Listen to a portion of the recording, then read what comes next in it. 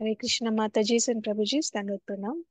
మనం మంగళాచరణ చేసుకొని స్టార్ట్ చేద్దాము. నేను స్క్రీన్ షేర్ చేస్తాను.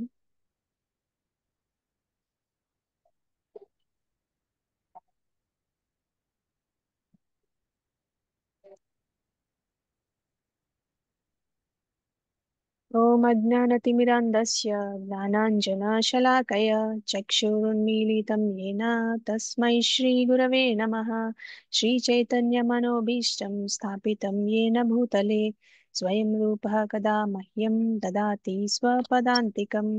వందేహం శ్రీగురో శ్రీయుతపదకమలం శ్రీగురూన్ వైష్ణవాంశ్చ శ్రీరూపం సాగ్రజాతాం సహగణ రఘునాథాన్వితం తం సజీవం సాద్వైతం సావధూతం పరిజన సహితం కృష్ణ చైతన్య దేవం శ్రీరాధా కృష్ణ పాదాన్ సహగణ లలితా శ్రీ విశాఖాన్వితాంశ్చ. హే కృష్ణ కరుణా సింధో దీనబంధో జగత్పతే గోపేశ గోపికా కాంత రాధా కాంత నమోస్తుతే. తప్త కాంచన గౌరాంగీ రాధే వృందావనేశ్వరి వృషభానుసుతే దేవి ప్రణమామి హరిప్రిये. నమ ఓం విష్ణుపాదాయ కృష్ణప్రేష్ఠాయ భూతలే శ్రీమతే భక్తివేదాంత స్వామి నిధి నామినే. నమస్తే సరస్వతే దేవే గౌరవాణి ప్రచారిణే నిర్విశేష శూన్యవాది పాశ్చాత్య దేశతారిణే. వాంఛాకల్పతరుభ్యశ్చ कृपा सिन्धुभ्य एव च पतितानां पावनेभ्यो वैष्णवेभ्यो नमो नमः. जय श्री कृष्ण चैतन्य प्रभु नित्यानंद श्री अद्वैत गदाधर श्रीवासादि गौरभक्तवृंद. हरे कृष्णा कृष्ण कृष्ण हरे हरे हरे राम राम राम हरे हरे. जय जय श्री चैतन्य जय नित्यानंद जय अद्वैत चंद्र जय गौर भक्त वृंद. जय जय श्री चैतन्य जय नित्यानंद जय अद्वैत चंद्र जय गौर भक्त वृंद. जय जय श्री चैतन्य जय नित्यानंद जय अद्वैत चंद्र जय गौर भक्त वृंद. ओम नमो भगवते वासुदेवाय. ओम नमो भगवते वासुदेवाय. ओम नमो भगवते वासुदेवाय. मुखं करोति वाचालं पंगुं लंघयते गिरिं यत्कृपातमहं वन्दे श्रीगुरुं दीनतारणं परमानन्दमाधवं श्रीचैतन्य ईश्वरम्. श्री श्री राधा मदन मोहन की जय. श्री श्री गौरनीताई की जय. श्री श्री जगन्नाथ बलराम सुभद्रा मैया की जय. पतित पावन श्रील प्रभुपाद की जय. अनंत कोटि वैष्णव वृंद की जय.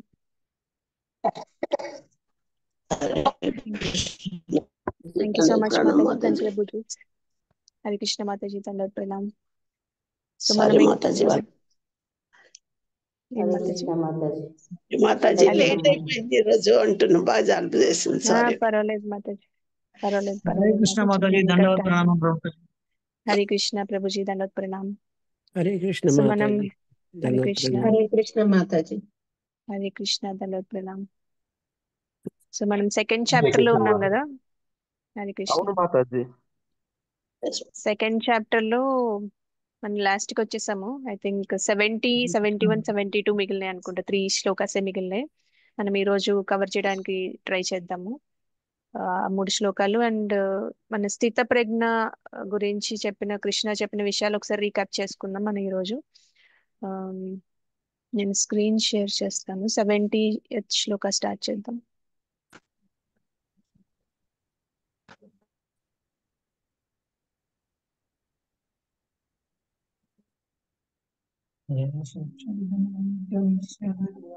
సో మనం ఈ రోజు సెకండ్ చాప్టర్ అయిపోతుంది కదా. మీరు క్విజ్ ఏమన్నా రెడీగా ఉన్నారా? రేపు క్విజ్ చేసుకుందామా?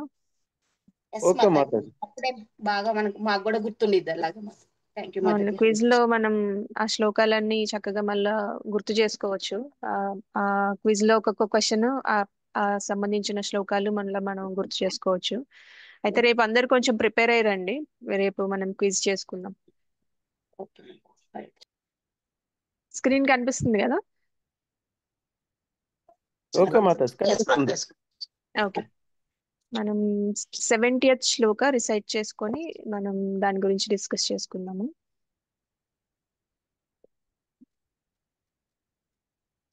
ఆపూర్యమాణం అచల ప్రతిష్టం అచల ప్రతిష్టం సముద్రమాపః ప్రవిశంతి యద్వత్ ప్రవిశంతి యద్వత్ తద్వత్ కామాయం ప్రవిశంతి సర్వే కామాయం ప్రవిశంతి సర్వే సశాంతిమాప్నోతి న కామకామి. శాంతిమాప్నోతి న కామకామి. ఆపూర్యమాణం అచల ప్రతిష్టం ఆపూర్యమాణం అచల ప్రతిష్టం సముద్రమాపః ప్రవిశంతి యద్వత్ ప్రవిశంతి యద్వత్ తద్వత్ కామాయం ప్రవిశంతి సర్వే కామాయం ప్రవిశంతి సర్వే శాంతిమాప్నోతి న కామకామి.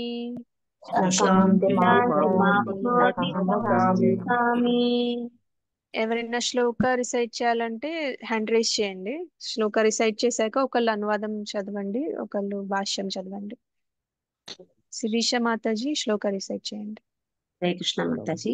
హరే కృష్ణ. అపూర్వమాణమచల ప్రతిష్టం సముద్రమాపవిశంతి యద్వత్ తద్వక్తామయం ప్రవిశంతి సర్వే సశాంతిమాప్నోతి న కామకామి. అనువాదం కూడా చదవమంటారు మాతాజీ? అనువాదం ఇంకొకరికి అవకాశం ఇద్దాం Mataji. Thank you so much. Hare Krishna. Girija Mataji అనువాదం చదవండి. హరే కృష్ణ మాతాజీ. ధన్యవాదాలు మాతాజీ.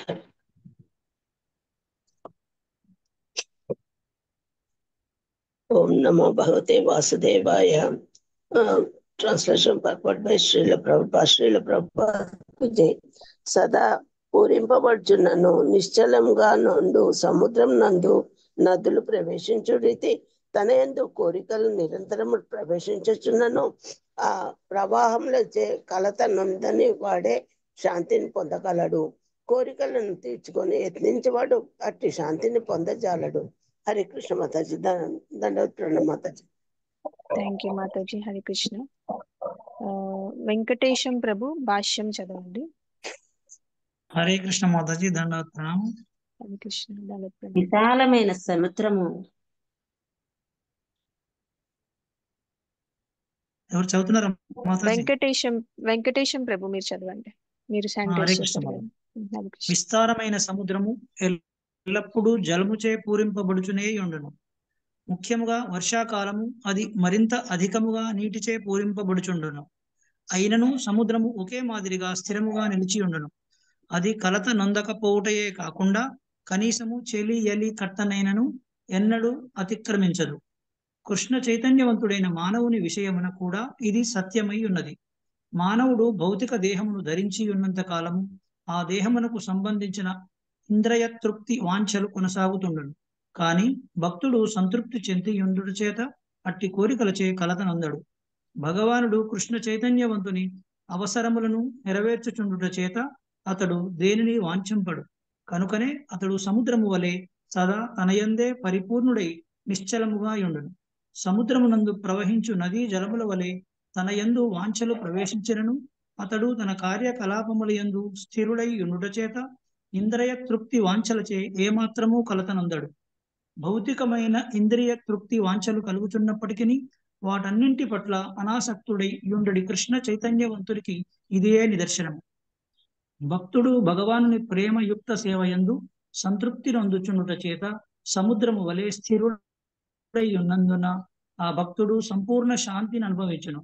కానీ మోక్ష దశ వరకును భౌతిక విజయమును గూర్చి వేరుగా తెలుపనవసరం లేదు. కోరికలను పూరించుకొనదలుచువారు ఎన్నడూనూ శాంతిని పొందజాలరు. కామ్యకర్మలలో నెలకొనినట్టి వారు మోక్షాక్షాములను యోగ సిద్ధులను పొందుటకు ప్రయత్నించు యోగుల వంటి వారందరూ తీరని కోరికలచే ఎల్లప్పుడూ దుఃఖమునే కలిగి ఉందరు. కానీ కృష్ణ చైతన్యవంతుడు శ్రీకృష్ణ భగవానుని సేవయందు నిరంతరము ఆనందమును అనుభవించుట చేత ఎట్టి కోరికలను కలిగి ఉండడు.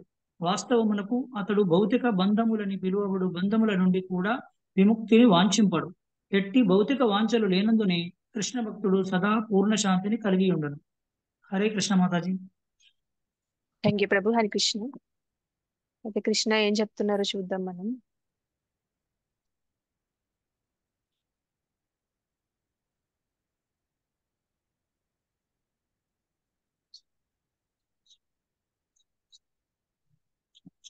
సో ఆపూర్యమానం అచల ప్రతిష్టం అంటున్నారు. అంటే ఓషన్ ఎలా ఉంటుంది, ఎప్పుడు ప్రశాంతంగా ఉంటుంది కదా.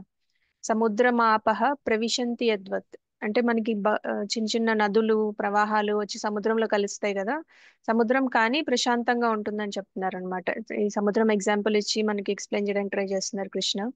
తద్వత్ కామాయం ప్రవిశంతి సర్వే. అలాగే మనకి ఆ కోరికలు కూడా సముద్రంలోకి ఎలా అయితే నదులు ప్రవాహాలు వచ్చి కలుస్తూ ఉంటాయో మన కోరికలు కూడా మనకి అలా అంత ఉధృతంగా కోరికలు ఉంటాయని చెప్తున్నారు అనమాట.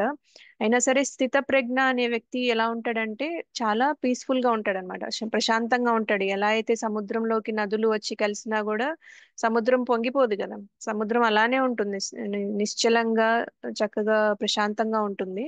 అలానే ఇలాంటి కోరికలు వచ్చినా సరే స్థితప్రజ్ఞుడు చాలా ప్రశాంతంగా అన్డిస్టర్బ్డ్ గా ఉంటాడని చెప్తున్నారు అనమాట. అందుకని ఎవరైతే ఆ కోరికల్ని సాటిస్ఫై చేయాలనుకుంటున్నారో వాళ్ళకి ఆ ప్రశాంతత ఉండదని చెప్తున్నారు. సశాంతి మాప్నోతి నా కామ కామి.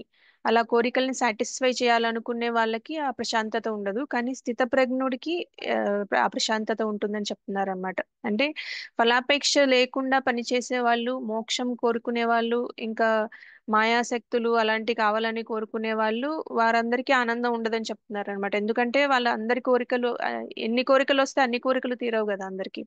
సో అలాంటి కోరికలు తీరవు కాబట్టి వాళ్ళకి ఆనందం అనేది ఉండదు అనమాట. కానీ కృష్ణ చైతన్యాన్ని పొందిన వ్యక్తి భగవంతుడి సేవలో ఆనందంగా ఉంటారు. ఇంకా వాళ్ళకి తీరవలసిన కోరికలు, భౌతికమైన కోరికలు అనేవి ఏముండవని చెప్తున్నారు అనమాట కృష్ణ. ఇంకా మనకి ఇంకా ఎలా అర్థం చేసుకోవచ్చు అంటే ఈ సముద్రం ఉదాహరణ ఎందుకు ఇచ్చారంటే మనకి సముద్రం ఎల్లప్పుడూ నిశ్శబ్దంగా నిలకడగా ప్రశాంతంగా ఉంటుందన్నమాట. అంటే మనకి ఎన్నో నదులు సముద్రంలో ప్రవహించినా మునిగిపోయి బయటికి వచ్చేది కదా సముద్రం. ప్రకృతి వైపరీత్యాలు వచ్చినప్పుడు తప్ప మిగతా అన్ని సార్లు ప్రశాంతంగానే ఉంటుంది. సునామీలు అలాంటివి వచ్చినప్పుడు తప్పించి సముద్రం బయటికి పొంగిపోదు అనమాట. సో అలానే సముద్రం ఎలా స్థిరంగా ఉంటుందో స్థితప్రజ్ఞుడి మనసులో కూడా ఎన్నో భౌతికమైన కోరికలు వస్తూ ఉంటాయంట, కానీ చలించడని చెప్తున్నారు అనమాట. సో అంటే భక్తులు గాని స్థితప్రజ్ఞులు గాని ఎన్నో విపత్తుల మధ్య కూడా చాలా ప్రశాంతంగా ఉంటారు. వాళ్ళు నిరంతరంగా మనకి కూడా కోరికల ప్రవాహం ఎలా అయితే నదుల లాగా ప్రవహిస్తుందో ఆ కోరికల్ని వాళ్ళు సంతృప్తి పరచాలని ప్రయత్నించరు అనమాట. ఆ అలా కోరికల్ని సంతృప్తి పరచడానికి ప్రయత్నించే వాళ్ళు ఖచ్చితంగా అసహనానికి గురవుతారని కూడా మనం ఇక్కడ తెలుసుకోవచ్చు. అయితే చిన్న చెరువులు ఇంకా చిన్న చిన్నవి నదులు ఇవన్నీ వచ్చి చెరువుల్లో నీళ్ళు వస్తే ఇప్పుడు వర్షాకాలంలో చెరువులు నీరు వస్తే నిండిపోతాయో లేదా?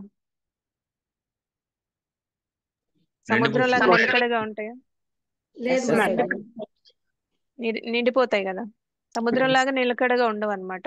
సో భక్తుడికి ఎన్నో కోరికలు ఇంకా భౌతిక ఆకర్షణలు ఎదురవుతూ ఉంటాయి. భక్తులు కూడా భౌతిక ప్రపంచంలో ఉన్నారు కాబట్టి వాళ్ళకు కూడా ఇలాంటి ఆకర్షణలు ఎదురవుతాయి, కానీ వాళ్ళు వాటిని లోకి తీసుకెళ్తారు కాబట్టి కృష్ణాని సెంటర్ గా చేసుకుంటారు కాబట్టి వాళ్ళకి ఆ కోరికల మీదకి మనసు వెళ్ళదు అనమాట. ఆ కోరికలు ఇంకా మిగతా వాళ్ళకి ఎలా అయితే ప్రాబ్లమ్స్ క్రియేట్ చేస్తాయో భక్తులకి కోరికల వల్ల ప్రాబ్లమ్స్ రావన్నమాట. ఎందుకంటే వాళ్ళు వాటిని సంతృప్తి చేయాలని అనుకోరు కాబట్టి. సో భక్తులు లేదా స్థిత ప్రజ్ఞులు ఎలా ఉంటారు? సముద్రం లాగా ప్రశాంతంగా ఉంటారు అనమాట. అదేవిధంగా మనం భాగవతంలో, ఇది భగవద్గీతలో మన కృష్ణ చెప్పిన ఉదాహరణ, భాగవతంలో కూడా మనకి ఇంకో ఉదాహరణ ఉంటుంది అనమాట. పర్వతాల గురించి చెప్తారనమాట. ఎలా అయితే తుఫాన్లు ఇవన్నీ వచ్చినప్పుడు పెద్ద పెద్ద వర్షాలు తుఫాన్లు వచ్చినప్పుడు ఈ పర్వతాలు ఎలా స్థిరంగా ఉంటాయి అనేది మనం అదొక ఎగ్జాంపుల్ కూడా తీసుకోవచ్చు. సో ఎలా అంటే భారీ వర్షాలు పడినప్పుడు చిన్న చిన్న ఇవి హట్స్ అలాంటివి అన్నీ ఉంటే పడిపోతాయి కదా. కానీ కొంత ఆస్తి నష్టం జరుగుతుంది, ఇంకా కొన్ని నష్టాలు జరుగుతాయి, కానీ ఒక పర్వతం మాత్రం నిలకడగా ఉంటుంది అనమాట. భారీ వర్షం వచ్చినప్పుడు పర్వతం ఎగిరిపోతుందా? పడిపోతుందా? పడిపోదు కదా. సో పర్వతం తన స్థానంలోనే నిలిచి ఉంటుంది. అవును, పర్వతం తన స్థానంలోనే నిలిచి ఉంటుంది. అదే విధంగా భక్తుడు లేదా స్థితప్రజ్ఞుడి జీవితంలో కూడా ఎన్నో ఇంద్రియ ఆకర్షణలు ప్రతిరోజు ఉంటూనే ఉంటాయి. భౌతికమైన ఆకర్షణలు, సంతోషాలు, బాధలు, ఇబ్బందులు ఇవన్నీ భక్తులకి రాకుండా ఉంటాయా? వస్తాయి కదా. వస్తుంటే మాత్రం కామన్ అది. కామన్ గానే వస్తూ ఉంటాయి. అంటే భక్తులు అయిపోయాం కాబట్టి మనకి ఈ రోజు నుంచి కష్టాలు ఉండవనేం లేదు కదా. కానీ కష్టాలని మనం ఎలా తీసుకుంటాం అనే దాని మీద డిఫరెన్స్ ఉంటుంది అనమాట. సో వాళ్ళు కలత చెందరు అనమాట. పర్వతం వర్షపు మేఘాలకి ఎలా కలత చెందకుండా ఉంటుందో, భక్తుడు కూడా ఎన్నో ప్రమాదాలు, ఎన్నో కోరికలు, ఎన్నో ఇబ్బందులు వచ్చినా సరే ప్రశాంతంగా ఉంటాడు, గొప్ప సహనం ప్రదర్శిస్తాడని మనం భాగవతం నుంచి కూడా నేర్చుకోవచ్చు. ఇంకో విషయం ఏం నేర్చుకోవచ్చు అంటే, మనం పర్వతం నుంచి భారీ వర్షం వచ్చినప్పుడు పర్వతంలో ఉన్న మురికంతా మొత్తం పోయి చక్కగా గ్రీనరీ బాగా కనిపిస్తుంది కదా. మురికి అప్పటి వరకు ఏదైతే మురికి ఉంటుందో అవంతా పోతది, చక్కగా చెట్లు అవన్నీ నీట్ గా కనిపిస్తాయి, షైన్ అవుతూ ఉంటాయి కదా. అవుతాయి ఆ వర్షం పడినప్పుడు. అవుతాయి. ఎవరైనా గ్రీనరీ ఎవరైనా బాగా పర్వతాన్ని అవును, ఎవరైనా పర్వతాన్ని వెళ్ళి షాంపూతో శానిటైజర్ తో కడుగుతారా, శుభ్రం చేస్తారా? చేయరు కదా. లేదు మాతాజీ. వర్షం నీటితోటే మన క్లీన్ అయిపోతుంది. వర్షం నీటితోనే క్లీన్ అయిపోతాయి. మనం మన ఇల్లు అలాంటి క్లీన్ చేసుకోవాలంటే మనం ఇవన్నీ యూజ్ చేస్తాం, కానీ పర్వతం న్యాచురల్ గానే వర్షం పడినప్పుడు క్లీన్ అయిపోతుంది అనమాట. అదే విధంగా మనం భక్తుడు కూడా అనేక కష్టాలు ఎదుర్కొన్నప్పుడు ఆధ్యాత్మికంగా మరింత ఉన్నత స్థాయికి చేరుకుంటాడు అనమాట. అంటే స్పిరిచువల్ గా ఎన్లైటన్మెంట్ వస్తుంది అనమాట మనకి. ఆయనకి కష్టాలు వచ్చినప్పుడు, స్థితప్రజ్ఞకి గాని భక్తులకి గాని కష్టాలు వచ్చినప్పుడు వాళ్ళకి ఆధ్యాత్మికంగా మెచ్యూరిటీ కూడా వస్తుంది అనమాట. అదే భౌతికవాదులు అనుకోండి, వాళ్ళకి ఈ మెటీరియలిస్టిక్ పీపుల్ అయితే వాళ్ళకి చాలా అసహనంగా అనిపిస్తుంది, వాళ్ళు చాలా ఇబ్బందులు పడతారు, చాలా కష్టాలు అనుభవిస్తూ ఉంటారు. కానీ భక్తులు కానీ స్థితప్రజ్ఞులు కానీ సహనాన్ని ప్రదర్శిస్తారు. అలాంటి ప్రాబ్లమ్స్ వచ్చినప్పుడు వాళ్ళు ఇంకా ఆధ్యాత్మికంగా ఉన్నతి చెందుతారనమాట. ఎలా అయితే కుంతి మహారాణి అడుగుతారు కదా కృష్ణని, మీ మీ దర్శనం కోసం మా కష్టాలు వచ్చినా మేము కష్టాలు తీసుకోవడానికి రెడీగా ఉన్నాము, ఎందుకంటే కష్టం వచ్చిన ప్రతిసారి మీరు వచ్చి మమ్మల్ని కాపాడతారు, మిమ్మల్ని దర్శనం చేసుకునే భాగ్యం మాకు దొరుకుతుందని చెప్తూ ఉంటారు కదా. సో అలా భక్తులు అలా అనుకుంటారనమాట. వాళ్ళకి ఆధ్యాత్మికంగా మంచి మెచ్యూరిటీ కూడా వస్తుంది అనేది మనం నేర్చుకోవచ్చు. ఎలా అయితే సముద్రం మీద వర్షం పడినప్పుడు అవి క్లీన్ అయిపోయి షైన్ అవుతాయో, అలానే భక్తులు కూడా కష్టాలు వచ్చినప్పుడు, ఈ కోరికల ప్రవాహం వచ్చినప్పుడు, ఇవన్నీ తట్టుకొని నిలబడినప్పుడు వాళ్ళు ఇంకా షైన్ అవుతారనమాట ఆధ్యాత్మికంగా. సో ఈ శ్లోకం నుంచి మనం అది నేర్చుకోవచ్చు అనమాట. సో కృష్ణ మనకి చక్కగా సముద్రం ఉదాహరణ చెప్పి మన మన కోరికల ప్రవాహం కూడా అలా వచ్చి మనకి కలుస్తూ ఉంటుంది. ఉన్న కోరికలతో పాటు అవన్నీ కూడా వచ్చి చేరి కలుస్తూ ఉంటాయి. అలా కలిసినప్పుడు కూడా స్థితప్రజ్ఞుడు ఎలా ఉంటాడు అనేది మనం నేర్చుకోవచ్చు. మనం కూడా దాన్ని ఎలా ఆచరించాలి అనేది మనం తెలుసుకోవచ్చు అనమాట. క్లియర్ గానే ఉందా ఈ శ్లోకం? మాతాజీ క్లియర్ గా ఉంది. క్లియర్ గా ఉంది, అర్థమైంది. ఓకే, సో మనం నెక్స్ట్ శ్లోకానికి వెళ్దాము. స్క్రీన్ కనిపిస్తుంది కదా నెక్స్ట్ శ్లోకం? కనిపిస్తుంది.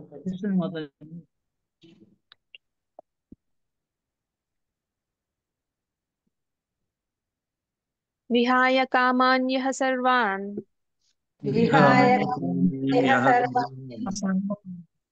పుమాం శరతి నిస్పృహః నిర్మమో నిరహంకారః సశాంతిమధిగచ్చతి. విహాయ కామాన్యః సర్వాన్ పుమాం శరతి నిస్పృహః నిర్మమో నిరహంకారః సశాంతిమధిగచ్చతి.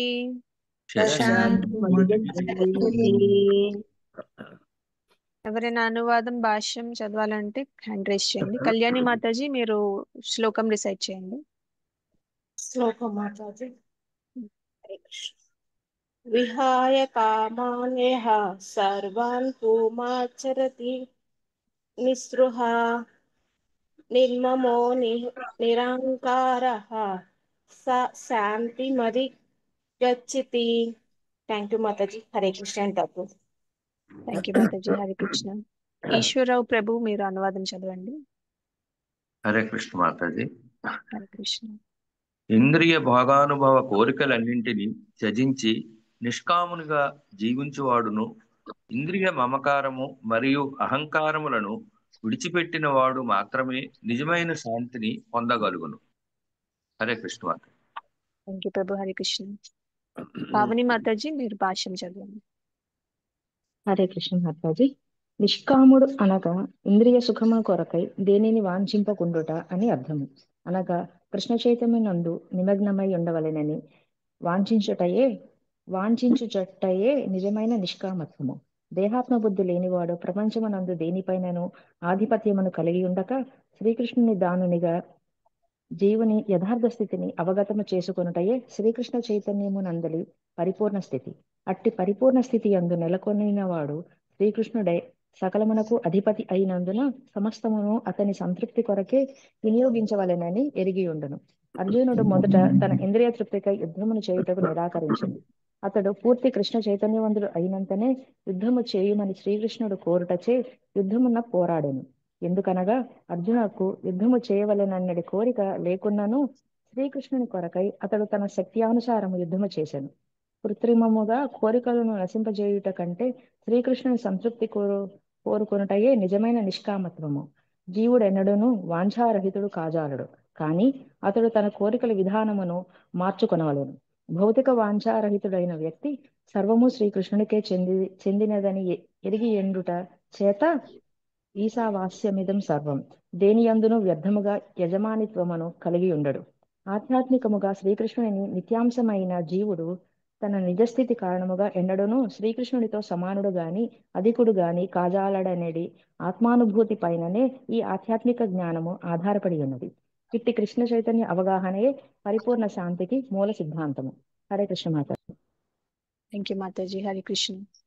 ఇక్కడ కృష్ణ ఏం చెప్తున్నారంటే విహాయ కామాన్ యహ సర్వాన్ అంటే ఈ విహాయ కామాన్ అంటే మన సెన్స్ ఎంజాయ్మెంట్ కోసం ఉండే సెన్స్ ఆబ్జెక్ట్స్ ఉంటాయి కదా, ఇంద్రియ వస్తువులు, వాటి మీద కోరిక వదిలేస్తారనమాట స్థిత ప్రజ్ఞులు. ఉమాంస్ చరతి నిస్పృహ అంటే వాళ్ళకి కోరికలు అనేవి ఏముండదు, అంటే బాడీ మెయింటెనెన్స్ కోసం తప్ప మిగతా వేటికి వాళ్ళకి ఆ డిజైర్స్ అనేవి ఉండవు అనమాట. నిస్పృహ అంటే వాళ్ళకి డిజైర్స్ అనేవి ఉండవు అనమాట. నిర్మమో అంటే సెన్స్ పొసెసివ్నెస్, ఇది నాది అనే పొసెసివ్నెస్ వదిలేస్తారనమాట. నిరహంకార, ఎవరైతే మాట్లాడట్లేదో వాళ్ళు మ్యూట్ లో ఉండండి. సో నిరహంకార అంటే మనకి అహంకారం అంటే ఏంటి, ఫాల్స్ ఈగో అంటారు కదా, అది ఫాల్స్ ఐడెంటిటీ అంటే ఏంటి? నేను నాది అని భావన. ఫాల్స్ ఐడెంటిటీ అంటే మనం జనరల్ గా మనం బాడీ అనుకుంటాం అనమాట. మనం మనం మనం అన్ని బాడీతో రిలేట్ చేసుకుంటాం. మీరెవరు అంటే మన బాడీ గురించి ఆలోచిస్తాం అనమాట. మనం సోల్ అనేది మన ప్లాట్ఫామ్ మీదకి మనకి ఇంకా అండర్స్టాండింగ్, ఇప్పుడు మనకి థియరిటికల్ గా తెలిసింది ప్రాక్టికల్ గా తెలియాలన్నమాట. ఇంకా మనకి భక్తిలో ముందుకెళ్లే కొద్దీ అది మనం ఆచరణలో మనకు తెలుస్తుంది. నిరహంకార అంటే ఈ ఫాల్స్ ఈగో, ఫాల్స్ ఐడెంటిటీ ఏంటంటే మనల్ని మనం బాడీ లాగా అనుకోవడం అనేది ఫాల్స్ ఈగో అనమాట. ఐడెంటిటీ డిఫరెంట్, మన ఐడెంటిటీ మన సోల్, కానీ మనం ఐడెంటిఫై చేసుకునేది మన బాడీతో అనమాట. అది నిరహంకార. స్థితప్రజ్ఞ అనే వ్యక్తి ఎలా ఉంటారంటే నిరహంకార, వాళ్ళకి ఐడెంటిటీ కరెక్ట్ గా తెలుస్తుంది అనమాట, ఫాల్స్ ఈగో అనేది ఉండదన్నమాట. సశాంతి మధ్యగచ్చతి, అలాంటి పర్సన్ కి రియల్ పీస్ అనేది వస్తుంది అనమాట. వాళ్ళు ఆ పీస్ ని అటైన్ చేస్తారని కృష్ణ చెప్తున్నారు ఇక్కడ. సో అంటే స్థితప్రజ్ఞుడు అన్ని ఇంద్రియాల ఆనందాలని వదిలేస్తాడని చెప్తున్నారు. భౌతిక కోరికలు ఏమీ లేకుండా అంటే ఈ భౌతిక ప్రపంచంలో ఉన్నా కూడా భౌతిక కోరికలు అనేవి లేకుండా ఉంటారని చెప్తున్నారు అనమాట స్థితప్రజ్ఞుడు. అయితే శరీర పోషణ కోసం కొంత భౌతిక ఈ విషయాల్ని స్వీకరిస్తారు, కానీ ఇంద్రియ అనుభవాల్లో బాగా అతిగా మునిగిపోరని చెప్తున్నారు అనమాట. ఈ సెన్స్ ఎంజాయ్మెంట్ లో ఎక్కువగా డీప్ గా మునిగిపోరని చెప్తున్నారు.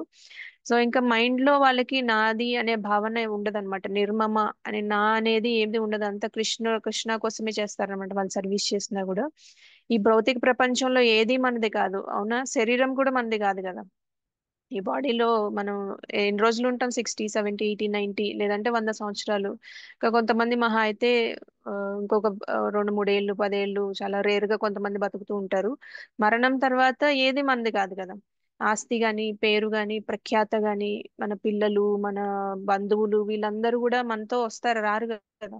వస్తారా? నో మాతాజీ రారు. రారు కదా. సో కానీ రారు మాతాజీ. ఇలా ఇవన్నీ ఆ తీసుకెళ్లడం కష్టం. కానీ కొంతమంది ఉంటారు, వాళ్ళకి పేరు ప్రఖ్యాత కొన్ని రోజులు ఉంటాయి అన్నమాట. తద్వారా వాళ్ళు ఏం చేస్తారంటే ఇతరులకి ఇన్స్పిరేషన్ ఇస్తారు, ప్రేరణ కలిగిస్తారు అన్నమాట. కానీ వ్యక్తి మరణ సమయానికి మన భౌతిక వస్తువులు అయితే ఏవైతే ఉంటాయో అవన్నీ ఏవి తీసుకెళ్ళవు అన్నమాట. మనతో తీసుకెళ్లేది ఒకటే ఒకటి ఉంటుంది. ఏంటది? మాతాజీ ఏంటి ఇక్కడ బాబు? ఉన్నప్పుడు కర్మ సంపాదించుకున్నాను కర్మ మాతాజీ. మాతాజీ. కర్మ మనతో వస్తుంది. భక్తి మనం భక్తి. చేసే ఈ ఆధ్యాత్మిక యాక్టివిటీస్ ఏవైతే ఉంటాయో, మనం ఏదైతే స్పిరిచువల్ అడ్వాన్స్మెంట్ ఏదైతే కొంచెం కొంచెం చేసి ఉంటామో, అది మాత్రం మనం ఎక్కడి నుంచి ఆపేసామో అక్కడి నుంచే స్టార్ట్ చేస్తామంట నెక్స్ట్ జన్మలో. అదొక్కటే మనం తీసుకెళ్లేది. అఫ్ కోర్స్ కర్మ ఫలితాలు అవన్నీ మనతోనే వస్తూ ఉంటాయి. మనం ఆ కర్మ అనేది న్యూట్రల్ అయ్యే వరకు జన్మ తీసుకుంటూనే ఉంటాము. బట్ మనతో ఒకటి వచ్చేది మనం గుర్తుంచుకోవాల్సింది ఏంటంటే మనం భక్తి అన్నమాట. మన భక్తి ఎంతవరకు చేస్తామో అది మనతోనే వస్తది. మనం అక్కడి నుంచే స్టార్ట్ చేస్తాం. లేకపోతే మనం ఈ జన్మలో ఒక పెద్ద సైంటిస్ట్ అనుకోండి, నెక్స్ట్ జన్మలో ఆ నాలెడ్జ్ ఉంటుందా? మనకి ఉండదు కదా.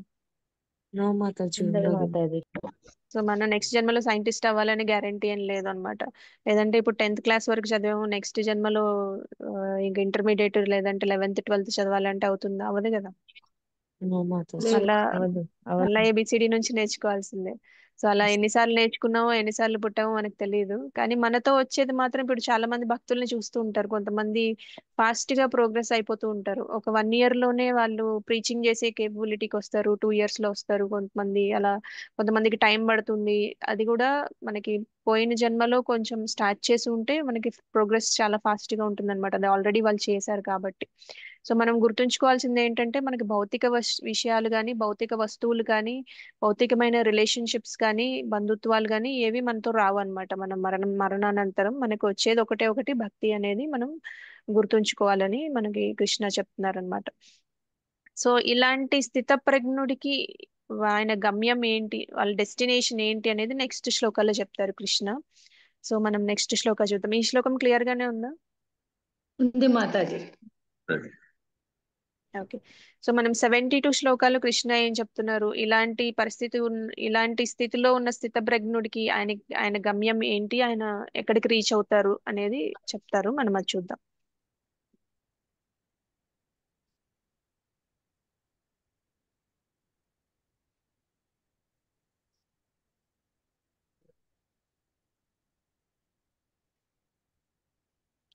ఏషా బ్రాహ్మీ స్థితి పార్థ ఏషాం బ్రహ్మి స్థితి పార్థ నైనాం ప్రాప్య విముహ్యతి నైనాం ప్రాప్య విముహ్యతి స్థిత్వా శ్యామంతకాలేపి శ్రిత్వా కాలేపి బ్రహ్మ నిర్వాణమృచ్చతి. బ్రహ్మ నిర్వాణమృచ్చతి. ఏషా బ్రాహ్మీ స్థితి పార్థ ఏషా బ్రాహ్మణీ స్థితి పార్థ నైనాం ప్రాప్య విముహ్యతి నైనాం ప్రాప్య విముహ్యతి. స్థిత్వా శ్యామంతకాలేపి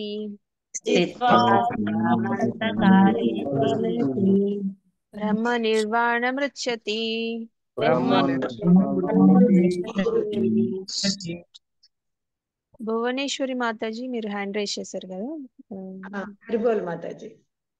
హరి బోల్. హరిబోల్. చదవండి మాతాజీ, రిసైట్ చేయండి. ఇదే ఆధ్యాత్మిక భగవన్మయము అయినట్టి జీవన విధానము. దీనిని పొందిన తరువాత మనిషి మోహము చెందడు. మరణ సమయంలో కూడా ఈ విధంగా నెలకొంటే అతడు భగవద్రాజ్యంలో ప్రవేశించగలుగుతాడు. భాష్యము: మనిషి కృష్ణ భక్తి భావనను లేదా ఆధ్యాత్మిక జీవనాన్ని తక్షణమే ఒక్క క్షణంలో పొందగలడు, లేదా అట్టి జీవన స్థితిని కోట్లాది జన్మల తర్వాతనైనా పొందలేకపోతాడు. ఇది కేవలము యథార్థాన్ని అర్థం చేసుకుని అంగీకరించడానికి సంబంధించిన విషయము. ఖట్వాంగ మహారాజు శ్రీకృష్ణుని శరణుజొచ్చడం ద్వారా ఈ జీవన స్థితిని తన మరణానికి కేవలము కొన్ని నిమిషాల ముందే పొందాడు. లౌకిక జీవన విధానాన్ని ముగించడమే నిర్వాణానికి అర్థము. బౌద్ధ సిద్ధాంతం ప్రకారము ఈ లౌకిక జీవితాన్ని ముగించిన తర్వాత కేవలము శూన్యము మిగులుతుంది. కానీ భగవద్గీత దీనికి భిన్నంగా బోధిస్తుంది. నిజమైన జీవితము ఈ భౌతిక జీవితము ముగిసిన తర్వాతే ప్రారంభమవుతుంది. మనిషి ఈ లౌకిక జీవన విధానాన్ని సమాప్తము చేయవలసి వస్తుందని తెలుసుకోవడము లౌకికునికి సరిపోతుంది. కానీ ఆధ్యాత్మికంగా ప్రగతి చెందిన వ్యక్తులకు ఈ లౌకిక జీవనము తర్వాత వేరొక జీవితం ఉంటుంది. ఈ జన్మను ముగించడానికి ముందే మనిషి అదృష్టవశాత్తు కృష్ణ భక్తి భావనాయుతుడైతే తక్షణమే బ్రహ్మ నిర్వాణ స్థితిని పొందుతాడు. భగవద్రాజ్యానికి భగవత్ సేవకు భేదము లేదు. ఆ రెండు కూడా పూర్ణ స్థితిలోనే ఉంటాయి. కనుక భగవంతుని దివ్యమైన ప్రేమయుత సేవలో నెలకొనడం అంటే ఆధ్యాత్మిక రాజ్యాన్ని పొందడమే అవుతుంది. భౌతిక జగత్తులో ఇంద్రియ భోగ కలాపాలు ఉంటాయి, కాగా ఆధ్యాత్మిక జగత్తులో కృష్ణ భక్తి భావన కలాపాలు ఉంటాయి. ఈ జన్మలో కృష్ణ భక్తి భావనను పొందడం అనేది తక్షణమే బ్రహ్మమును పొందడం అవుతుంది. కృష్ణ భక్తి భావనలో నెలకొన్నవాడు నిక్కముగా ఆది వరకే భగవద్ రాజ్యములో ప్రవేశించిన వాడవుతాడు. బ్రహ్మము భౌతిక పదార్థానికి వ్యతిరేకమైనది కనుక బ్రహ్మీ స్థితి అంటే లౌకిక కలాపాల స్థాయిలో లేకపోవడం అని అర్థము. భగవానుని భక్తియుత సేవ భగవద్గీతలో ముక్త స్థితిగా సగుణాన్ సమతీతైతాన్ బ్రహ్మభూయాయ కల్పతే అంగీకరించబడింది. కనుక బ్రహ్మీ స్థితి అనేది భవబంధము నుండి విముక్తి అవుతుంది. ఈ భగవద్గీతలోని 2వ అధ్యాయాన్ని పూర్తి గ్రంథానికి విషయ సూచికగా శ్రీల భక్తి వినోద ఠాకూరులు సారాంశ పరిచారు. భగవద్గీతలో కర్మయోగము, జ్ఞానయోగము, భక్తి యోగము అనేవే కథా విషయాలు. 2వ అధ్యాయంలో పూర్తి గ్రంథానికి విషయ సూచిక కర్మయోగము, జ్ఞానయోగము స్పష్టముగా చర్చించబడగా భక్తి యోగము కూడా కొద్దిగా చెప్పబడింది. శ్రీమద్ భగవద్గీతలోని గీతాసారము అనే 2వ అధ్యాయము భక్తి వేదాంత భాష్యము సమాప్తము. హరిబోల్ మాతాజీ, హరిబోల్ హరిబోల్. అందరికీ ప్రణామాలు. Thank you Mataji. Harikrishna. Next time మీరు అనువాదం చదవండి, మిగతా వాళ్ళకి కూడా అవకాశం ఇద్దాము. కొంచెం భాష్యం పెద్దగా ఉంటే కొంచెం డివైడ్ చేసుకొని ఒక్కొక్కరు చదివితే బాగుంటుంది. నెక్స్ట్ టైం నుంచి అలా చేద్దాం. Thank you Mataji. Okay Mataji. So Krishna ఇక్కడ ఏం చెప్తున్నారో చూద్దాము. ఏషా బ్రాహ్మీ స్థితి పార్థ నైనాం ప్రాప్య విముఖ్యతి అని చెప్తున్నారు. సో పార్థ అంటే మనకి కుంతీదేవికి ఇంకో పేరు పృథ అని ఉంటుంది కదా. సో పృథ వాళ్ళ కొడుకు కాబట్టి అర్జునుడిని పార్థ అని సంబోధిస్తున్నారు కృష్ణ ఇక్కడ. ఏషా బ్రాహ్మీ స్థితి పార్థ అంటున్నారు. అంటే ఇదే ఈ ఆధ్యాత్మిక ఇంకా దైవికమైన జీవితానికి మార్గం అని చెప్తున్నారు అనమాట. బ్రాహ్మీ స్థితి అంటే స్పిరిచువల్ అండ్ గాడ్లీ లైఫ్ కి ఇది మార్గం అని చెప్తున్నారు అనమాట. అండ్ నైనం ప్రాప్య విముహ్యతి అంటే ఇలాంటి ఇది అటైన్ చేసిన తర్వాత, ఇలాంటి స్థితికి వచ్చిన తర్వాత ఎవరైతే వస్తారో వాళ్ళకి బివిల్డర్మెంట్ ఉండదని చెప్తున్నారు అనమాట. మోహానికి గురవ్వరు, వాళ్ళకి కన్ఫ్యూజన్స్ ఉండవని చెప్తున్నారు. స్థిత్వాశ్యాం అంతకాలే అపి. సో ఇలాంటి స్థితి అంతకాలే అంటే మన శరీరం విడిచిపెట్టేటప్పుడు ఇలాంటి సిట్యుయేషన్ లో ఉంటే గనక, ఇలాంటి స్థితిలో ఉంటే గనక ఎవరైతే ఉంటారో వాళ్ళకి బ్రహ్మ నిర్వాణం రిచ్చతి అంటున్నారు. అంటే వాళ్ళు భగవంత్ ధామానికి ఎంటర్ అవుతారని చెప్తున్నారు అనమాట. భగవంతుని రాజ్యానికి ఎంటర్ అవుతారని చెప్తున్నారు అనమాట. సో ఈ స్థిత ప్రజ్ఞుడి గమ్యం అనేది భగవద్ధామం అనేది మనం ఈ శ్లోకం నుంచి నేర్చుకోవచ్చు. సో అయితే మనం ఇలా స్థిత ప్రజ్ఞత ఉండడం వల్ల ఏంటి లాభం అనేది మనం దీంట్లో తెలుసుకోవచ్చు. దీనికి ఫైనల్ కంక్లూషన్ ఏంటంటే, మనం స్థిత ప్రజ్ఞ లక్షణాలు చూసాము. అతను ఎలా కూర్చుంటాడు, అతను ఎలా నడుస్తాడు, అతను ఎలా మాట్లాడతాడు, ఇవన్నీ చూసాము. ఇవన్నీ చేయడం వల్ల, ఇలాంటి స్థితిలో ఉండడం వల్ల అతనికి వచ్చే లాభం ఏంటంటే అతను ఫైనల్ గా భగవద్ధామానికి రీచ్ అవుతాడు అనమాట. అదే దాని ఫైనల్ డెస్టినేషన్ అని చెప్తున్నారు అనమాట. సో మనకి భగవద్గీత చాప్టర్ 2లో ఈ 5th టాపిక్ ఏంటంటే స్థిత ప్రజ్ఞ గురించి చెప్పారు కృష్ణ. సో మనం ఒక్కసారి రిసైట్ చేసుకుందాం. ఈ శ్లోకం క్లియర్ గానే ఉంది కదా, మనం ఒకసారి స్థితప్రజ్ఞ అనేది ఒకసారి రీక్యాప్ చేసుకొని ఈ రోజు కంక్లూడ్ చేసుకుందాం.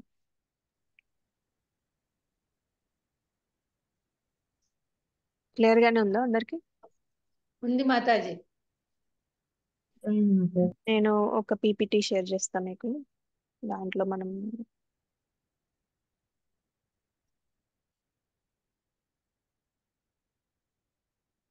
కనిపిస్తుందా పీపీటీ? ఎస్ మాతాజీ ఇప్పుడు కనిపిస్తుంది. కనిపిస్తుంది మాతాజీ. సో మనం స్థితప్రజ్ఞ అనే లాస్ట్ టాపిక్ ఒకసారి రివైజ్ చేసుకుందాము. మనకి 54th వర్స్ లో అర్జునుడు స్థితప్రజ్ఞుడి గురించి 4 ప్రశ్నలు అడుగుతారు అనమాట.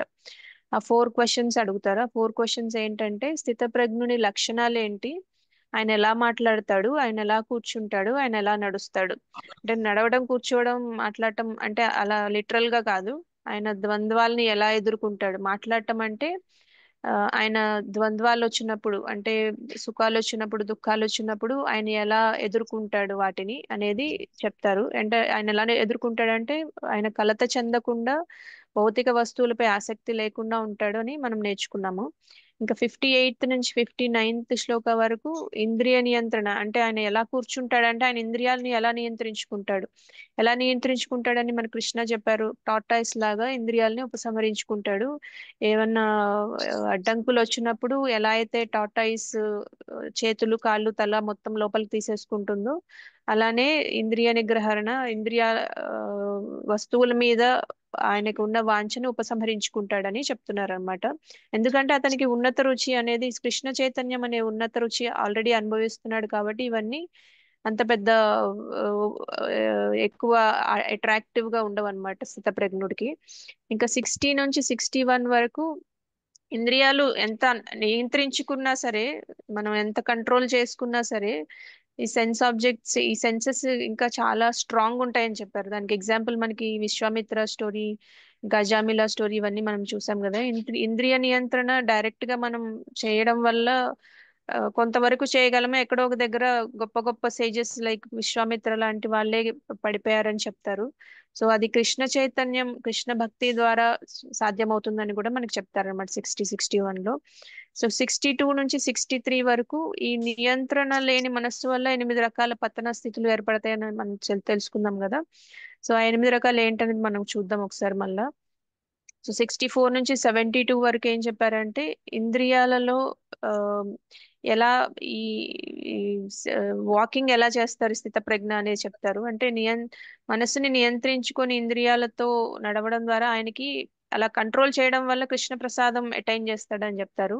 కృష్ణనే ఆయనకి ఆసక్తి ఇస్తారని చెప్తారు. ఇంకా దాని వల్ల ఆయనకి కష్టాలు తొలగిపోతాయి. ఇంకా ఇంటెలిజెన్స్ కూడా పెరుగుతుంది, స్పిరిచువల్ ఇంటెలిజెన్స్.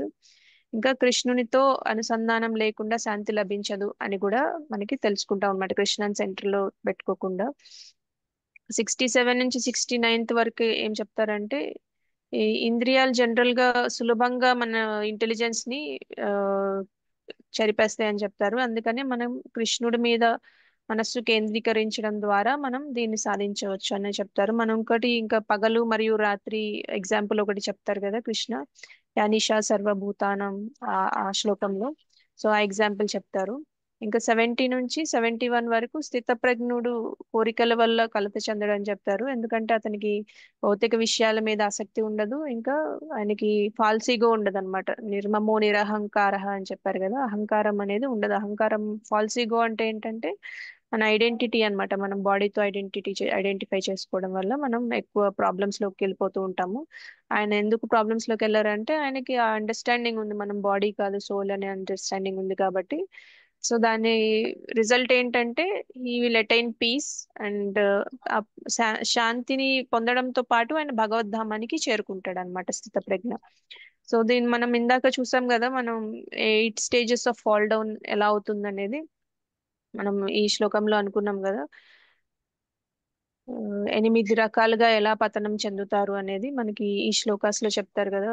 మన మైండ్ కంట్రోల్ లేకపోతే ఏమవుతుందంటే ధ్యాయతో విషయాన్ పుంసః సంగస్తేషు ఉపజాయతే, సంగాత్ సంజాయతే కామ, కామాత్ క్రోధో బిజాయతే, క్రోధాత్ భవతి సమ్మోహ, సమ్మోహాత్ స్మృతి విభ్రమః, స్మృతి భ్రంశాత్ బుద్ధినాశో, బుద్ధినాశాత్ ప్రణశ్యతి. ఈ రెండు శ్లోకాస్లో మనకి ఏం చెప్తారంటే, మనం దేని మీద అయితే కాంటెంప్లేట్ చేస్తామో, దేని మీద అయితే ధ్యానం చేస్తామో, సెన్స్ ఆబ్జెక్ట్స్, ఇంద్రియ వస్తువుల మీద, వాటి మీద మనకి అటాచ్మెంట్ పెరుగుతుంది అనమాట. సో అటాచ్మెంట్ వల్ల మనకి కోరిక వస్తుంది, కోరిక వల్ల మనకి కోరిక తీరకపోతే ఏమొస్తుంది, క్రోధం వస్తుంది అనమాట. ఆ క్రోధంలో మనం కన్ఫ్యూజన్ లోకి వెళ్తాం, సమ్మోహం వస్తుంది అనమాట. సమ్మోహం వస్తే మనకి మెమరీ లాస్ అవుతుంది, అంటే స్మృతి విభ్రమ అవుతుంది. మెమరీ లాస్ అవడం వల్ల ఇంటెలిజెన్స్ లాస్ అవుతుంది అనమాట, బుద్ధి నాశనం అయిపోతుంది. బుద్ధి నాశనం అయిపోయిన తర్వాత ప్రణశ్యతి, పతనానికి దారి తీస్తుంది అనమాట. బుద్ధి నాశనం అయిపోతే మనం ఏం చేస్తున్నామో మనకే తెలియదు అనమాట. సో ఈ ఈ 8 స్టేజెస్ మనం గుర్తుంచుకోవాలి. దేని మీద అయితే మనం ఎక్కువ ధ్యానిస్తామో, దేని మీద అయితే ఎక్కువ ఆలోచిస్తామో, ఇప్పుడు మనకి ఏదైనా ఒక కార్ నచ్చింది అనుకోండి, ఆ కార్ ని బాగా దాని మీద రీసెర్చ్ చేసి, అది దానిలో ఏం వస్తువులు ఉన్నాయి, దానికి ఎంత పెట్రోల్ అవుతుంది, దానికి ఎంత ఖర్చు అవుతుంది, దాన్ని ఎన్ని కలర్స్ ఉన్నాయి, ఇవన్నీ ఆలోచిస్తా ఆలోచిస్తా ఉంటే దాని మీద ఇంట్రెస్ట్ పెరుగుతుందా లేదా? ఎస్ మాతాజీ, పెరుగుతుంది కదా. చాలా పెరుగుతుంది సో మాతాజీ. ఆ ఇంట్రెస్ట్ వల్ల మనకి కోరిక వస్తుంది అనమాట. ఓకే, మనం కూడా కొనుక్కుంటే బాగుండు, మనకు కూడా కావాలి అనే కోరిక అనేది వస్తుంది అనమాట. ఆ కోరిక తీరలేదు అనుకోండి, క్రోధం వచ్చేస్తుంది. క్రోధం వల్ల సమ్మోహం వస్తుంది, సమ్మోహం వల్ల స్మృతి భ్రమణం అవుతుంది, స్మృతి భ్రమించడం వల్ల బుద్ధి నాశనం అవుతుంది, బుద్ధి నాశనం అవడం వల్ల మనం ఫాల్ డౌన్ అయిపోతాం, పతనానికి పతనం అయిపోతాం అని చెప్తున్నారు అనమాట. సో మనం ఈ లాస్ట్ సెక్షన్ లో మనం ఇవన్నీ గుర్తుంచుకోవాలి. స్థితప్రజ్ఞుడు లక్షణాలు ఏంటి, అతను ఎలా కూర్చుంటాడు, ఎలా మాట్లాడతాడు, ఆ, ఇంకా ఎలా ఆ, నడుస్తాడు అనేది మనం గుర్తుంచుకోవాలి. ఇంకా దానివల్ల ఆయనకి ఏమొస్తుంది, స్థితప్రజ్ఞత వల్ల ఆయనకి ఫైనల్ డెస్టినేషన్ ఏంటి అనేది బాగా గుర్తుంచుకోండి. మనకి డెస్టినేషన్ గుర్తుంటే ఆటోమేటిక్ గా కొన్ని లక్షణాలు వచ్చేస్తాయి కదా. మనం జనరల్ గా గోల్ ఓరియంటేషన్ గా ఉంటుంది కదా మనకి, ఇది చేస్తే ఇది వస్తుందా అనేది. మనకి సెల్ఫ్లెస్ సర్వీస్ అనేది మనకి ఇంకా అలవాటు అవుతుంది. మనం ఏది చేసినా దాని వల్ల ఏం లాభం ఉంటుందని ఆలోచిస్తామా లేదా? ఎస్ మాతాజీ, ఆలోచిస్తాం. సో దానివల్ల మనకి జనరల్ గా మన డ్యూటీని ఫలాపేక్ష లేకుండా చేయమంటారు. సో అట్లీస్ట్ మనకి ఈ ఫలం ఎంత బాగుంటుందని తెలిస్తే మనకి ఆ మోటివేషన్ వస్తుంది కదా. మనకి ఇనిషియల్ స్టేజెస్ లో ఉన్నాం కాబట్టి ఆ మోటివేషన్ కోసం మనం స్థితప్రజ్ఞుడి డెస్టినేషన్ ఏంటి అనేది గుర్తుంచుకుంటే, భగవద్ధామానికి వెళ్ళిపోవడం అనేది గుర్తుంచుకుంటే, మనం కూడా స్థితప్రజ్ఞులు అవ్వడానికి ప్రయత్నించవచ్చు అనమాట. సో మనకి సెకండ్ చాప్టర్ కంక్లూడ్ అయిపోయింది. సెకండ్ చాప్టర్ చాలా ఇంపార్టెంట్ చాప్టర్. రేపు మనం క్విజ్ ఒకటి చేసుకుందాం, ఒక 10-15 క్వశ్చన్స్ నేను అడుగుతాను. ఆ 10-15 క్వశ్చన్స్ కి మనం ఒక్కొక్క దానికి రిలేటెడ్ శ్లోకాస్ ఒకసారి రివైజ్ చేసుకుందాం రేపొద్దున. మీరు కొంచెం ఒకసారి రివైజ్ చేసుకొని రండి, ఒకసారి చదువుకొని మీరు ఏదైతే నోట్స్ రాసుకుంటారో అవన్నీ కూడా చూసుకొని రండి. దానివల్ల మీకు మళ్ళీ రీక్యాప్ అవుతుంది, గుర్తుంటుంది, మీరు క్విజ్ కూడా చక్కగా ఆన్సర్ చేయగలుగుతారు. ఏమన్నా ప్రశ్నలు ఉంటే అడగండి. ఈ రోజు మనకి 3 శ్లోకాస్ కంప్లీట్ అయినాయి, భగవద్గీత సెకండ్ చాప్టర్ కంప్లీట్ అయిపోయింది. ఆ, మనం నెక్స్ట్ మండే నుంచి మళ్ళీ మనకి థర్డ్ చాప్టర్ అనేది స్టార్ట్ అవుతుంది అనమాట. మాతాజీ హరే కృష్ణ. హరే కృష్ణ మాతాజీ మాతాజీ. 72 లో మనకు లాస్ట్ లో అంటే ఒక్కసారి మళ్ళీ ఒకసారి చెప్పరా కంక్లూజన్, అంటే మనం ఏం చెప్పగలగాలి అని. మీరు రేపు క్వశ్చన్ వేసినా నేను చెప్పగలిగే స్థితి ఏంటి అని 72 ఒక్కసారి. లో మనకి స్థితప్రజ్ఞ ఆ, గమ్యం ఏంటనేది చెప్తారనమాట కృష్ణ. స్థితప్రజ్ఞ అని ఇన్ని లక్షణాలు ఉంటాయి, ఇలా నడుస్తారు, ఇలా కూర్చుంటారు, ఇలా ఉంటారు అని చెప్పారు కదా. సో అలా ఉండడం వల్ల ఏంటి, ఆయనకి ఏంటి డెస్టినేషన్ ఏమవుతుంది, ఆయన ఎక్కడికి వెళ్తారు, ఆయన గమ్యం ఏంటి అనేది ఆయన కృష్ణ చెప్తారనమాట. సో ఇలా ఉండడం వల్ల ఇది స్పిరిచువల్ అండ్ గాడ్లీ లైఫ్ కి ఇది ఒక దారి అని చెప్తున్నారు.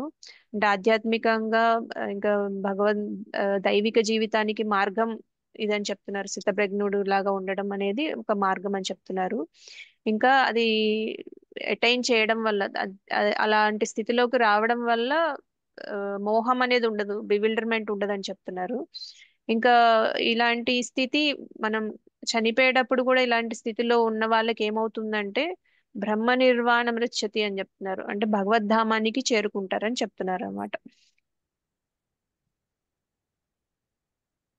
హరే కృష్ణ మాతాజీ. హరే కృష్ణ మాతాజీ. మనం ఒకసారి గిరిజా మాతాజీకి క్లియర్ అయిందా లేదా ఒకసారి కనుక్కొని మనం మీ ప్రశ్నకు వద్దాము. Thank you Mataji. ఓకే, అదే క్లియర్ అంటే గానే ఉందా చిన్నగా ఒక మాతాజీ? చెప్పగలిగి పేరు అయిపోయింది Mataji. Thank you. Destination of స్థిత ప్రజ్ఞ అని గుర్తుంచుకోండి. స్థిత ప్రజ్ఞుడి గమ్యం ఏంటి అనేది 72 లో చెప్తున్నారు అన్నమాట. థ్యాంక్ యూ మాతాజీ. థ్యాంక్ యూ మాతాజీ. చందన మాతాజీ అడగండి మీ ప్రశ్న. హరికృష్ణ మాతాజీ, ఇది మీరు ఇప్పుడు పిపిటి ప్రెజెంటేషన్ లో స్మృతి విభ్రమము ఏదో చెప్పారు కదా మాతాజీ, అది నాకు అర్థం కాదు. రిమైనింగ్ అర్థమైనాయి. ఓకే. ధ్యాన శక్తి స్మృతి అదొకటి. స్మృతి భ్రమించడం అంటే కన్ఫ్యూజన్ రావడం అన్నమాట. మనకి బాగా కోపం వచ్చినప్పుడు మైండ్ పనిచేయదు కదా, ఎస్ పనిచేస్తుందా? మాతాజీ, కన్ఫ్యూజన్ గా చేయదు కదా. ఉంటది, ఏం చేయాలో అర్థం కాక. సమూహం అంటే కన్ఫ్యూజన్. కన్ఫ్యూజన్ లో మనకి స్మృతి భ్రమిస్తుంది. స్మృతి భ్రమించడం వల్ల బుద్ధి నాశనం అయిపోద్ది. స్మృతి భ్రమించడం అంటే మనకి మైండ్ పనిచేయదు. మైండ్ పని చేయకపోతే మనకి ఇంటెలిజెన్స్ కూడా పనిచేయదు అనమాట. Okay Mataji, fine. అదొకటి నాకు అర్థం కాలేదు. అది స్క్రీన్ షాట్ తీస్తున్నాను, అదొకటి అర్థం కాలేదు. నైస్ ఓకే మాతాజీ, ఓకే చాలా బాగుంది క్లాస్. Thank you Mataji.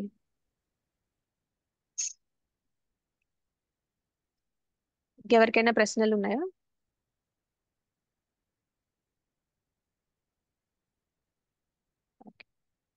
ప్రశ్నలు ఏం లేకపోతే మనం క్లోజ్ చేసుకుందాము.